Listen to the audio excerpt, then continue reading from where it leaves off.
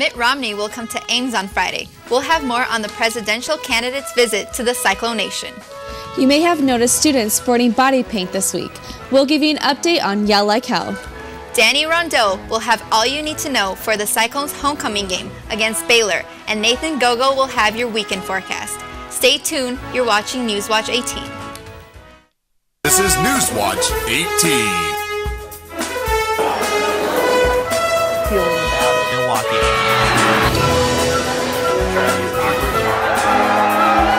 Newswatch 18 starts now.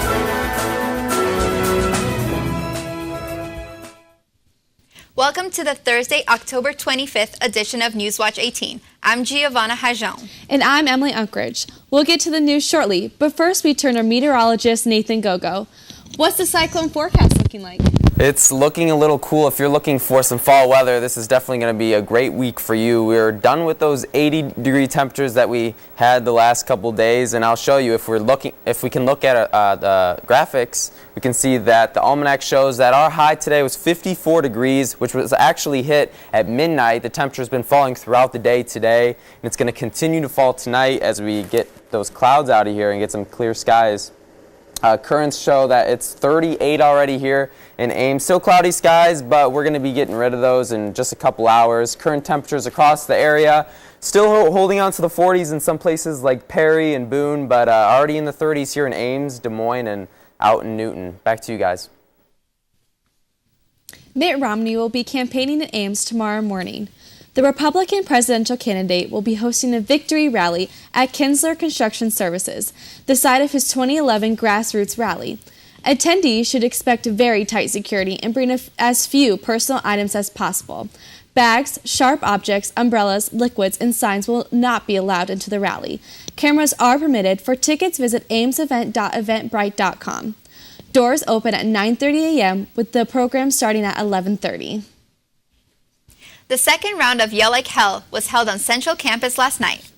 The Greek houses moving to the finals will be The Lion King, made up of Tri Delta and Sigma Pi Epsilon, A Time to Shine, made up of Alpha Delta Pi, Delta Tau Delta, and Acacia, and finally Psi Wonderful Life, made up of Gamma Phi Beta, Alpha Gamma Rho, Alpha Ti Omega, and Lambda Chi Alpha. The final will take place at the Homecoming Pepper Rally outside of the Student Alumni Center Friday at 7 p.m. Mirroring the national presidential debate, ISU's college Republicans and college Democrats' foreign policy was expected to be a major point of contention. When ISU students attended the debate held Monday between the college Republicans and college Democrats, foreign policy was expected to be a major point of contention. Well, I'm looking forward to pretty much to hear Romney's plan about, what he hopes to do regarding Iran and China and all the foreign policy fields, because he has not been clear. I don't think so. Later that evening, on the national debate scene, presidential candidates Barack Obama and Mitt Romney planned to tackle what is arguably the most important issue to a globalized America: U.S. foreign policy. With two presidential debates down, foreign policy takes precedence at both the national and local level. But noticeably downplayed in the ISU debate were several issues, not least of which was U.S. foreign policy concerning the possibility of a nuclear Iran and negotiations with that country, as well as our military policy in Afghanistan. Interviews with the party representatives revealed a more precise stance. We have a close eye on Iran, and we know that they don't have the capability now to make a nuclear weapon, but we know that we will know if that day does come, and we have a plan. No one wants to see them have a nuclear warhead within their hands, because obviously Israel is going to be the first target. Second target could be us. With such a wide array of topics to discuss and limited time, students hoped the final presidential debate, held in Boca Raton, Florida, would add clarification. There's been a lot of mix-up in the media and what happened in the Libya and Syria situations, so I definitely want to hear more extensive debate about foreign policy. From ISU's Memorial Union, with David Geiger and Alyssa Weiss, Kate Tyndall, ISU TV. The presidential vote ends on November 6th. Join us that night for a special election edition of Newswatch 18. Our familiar mascot, Cy, can be seen on buses, posters, and commercials. And now, Cy will be immortalized in butter. Reporter Kate Hurley went to check out its progress. Sarah Pratt's butter cow is an icon of the Iowa State Fair. So as a special treat in honor of Iowa State's 100th homecoming, she has agreed to come to campus and create a butter Cy. It was a little bit of a challenge, but it was kind of fun to venture out with something different. I've never sculpted a mascot before. But as with any new project, it was not without its challenges. There's also proportion for children and adults and so forth, but mascots don't follow any of those guidelines. So, trying to find the proportions and get it all in proportion to the body.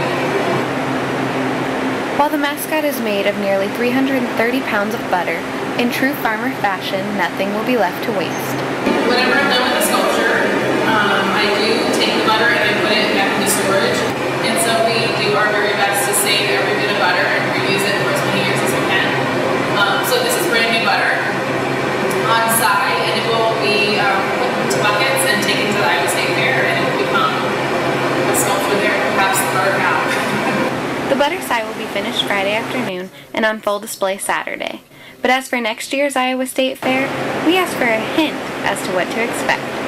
But I feel like maybe some of the other breeders might like to see something else, so maybe I'll venture out and do a different breed this year.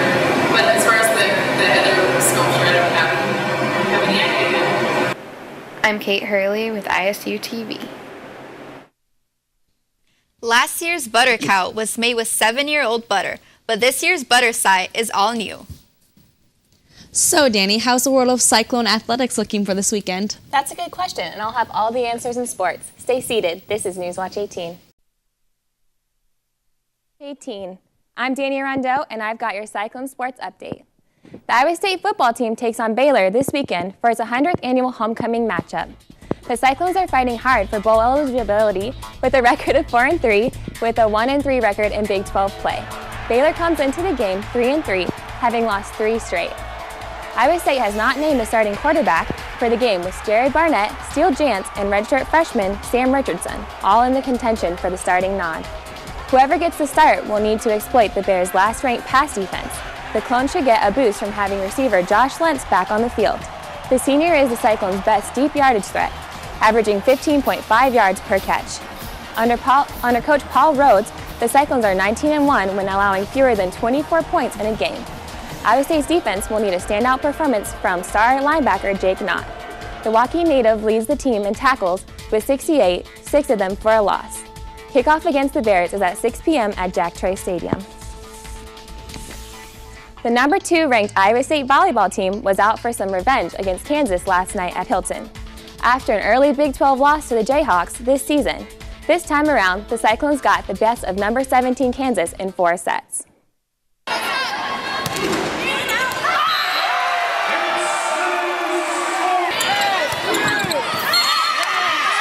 We had some really nice play at critical points, especially at the end of Game 4. So this is a big win. It helps us a lot. It helps for, in ways, take the pressure off a little bit. When you feel like you absolutely must win, that can tense you up a little bit. So we still have a lot of pressure on us. We still got to win a lot of matches this year, but I think it lets us take a little breath. We've played well these last 2 weeks.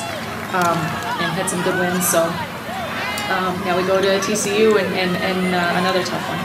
We just knew that we didn't want to lose to them again. We had a tough loss there at their place, so we knew that going into it, we were like, this is our game, and we just got to keep at it, keep staying aggressive, and don't let that.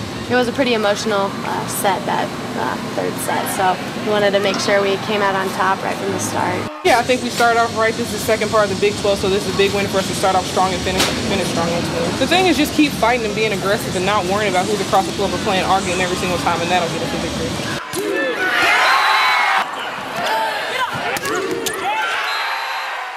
The Cyclones improved to 12-7 overall and are 6-3 in the Big 12. The team is back on the road on Saturday for a matchup with TCU. The Iowa State cross-country teams head to the Jimmy Clay Golf Course in Austin, Texas to compete in the Big 12 Championship this Saturday. The women enter the competition as reigning champions, ranked first in the Midwest region and second nationally. The Iowa State women are coming off a big win at the Wisconsin Adidas International on October 13th. The Clones are the highest-ranked Big 12 team and are a target for the other schools to take down. The Cyclone men's cross-country team is ranked 4th in the Big 12 and 26th nationally. The Clones need to continue improving and moving forward as the Big 12 is one of the top conferences in the nation. We'll have updates from the championship meets on our website and on Newswatch next week. After a third-place finish in the Big 12 and a trip to the NCAA tournament last season, the Iowa State men's basketball team is back on the map.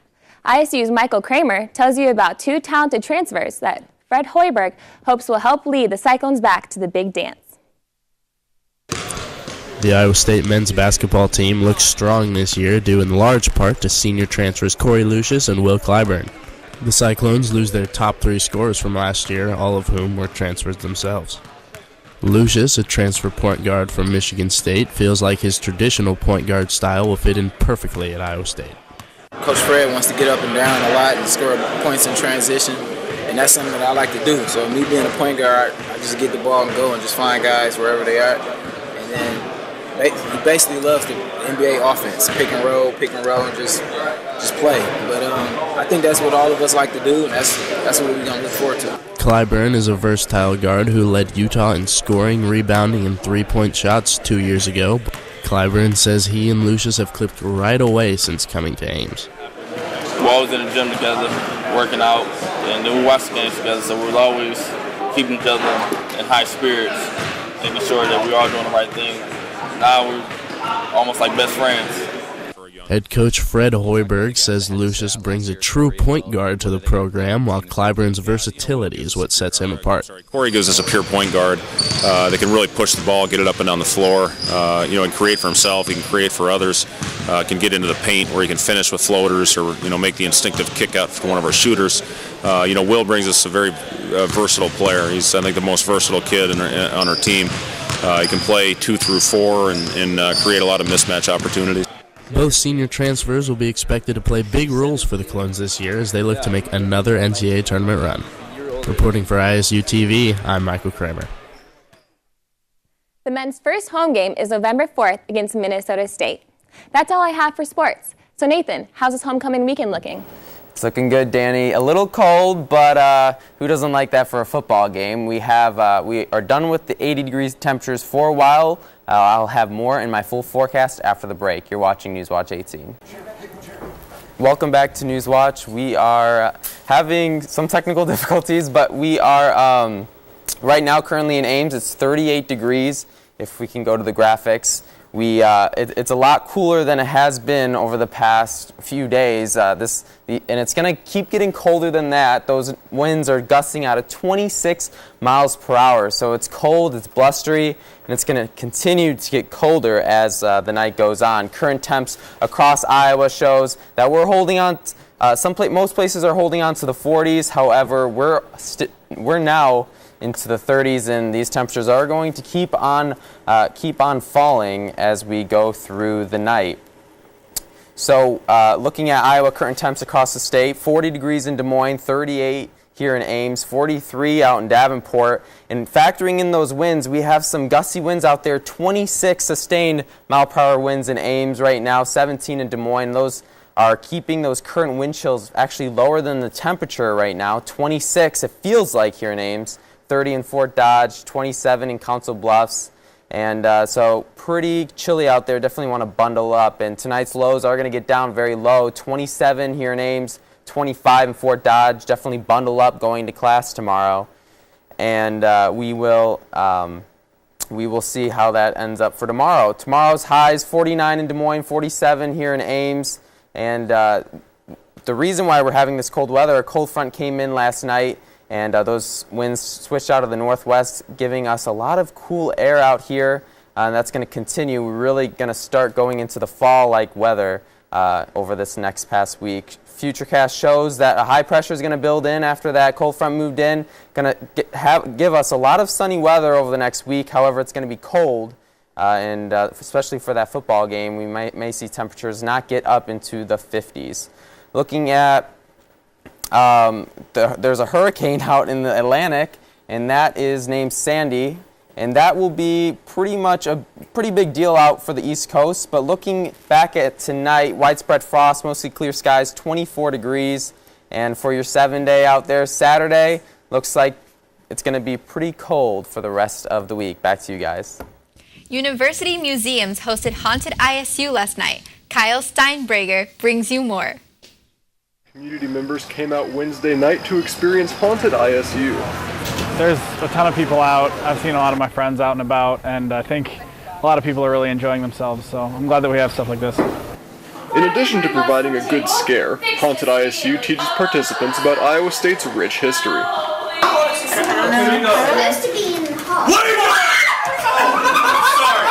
I didn't know any of this Christian Peterson artwork or this building at all in general, so it's kind of cool walking through the art gallery and seeing all these statues.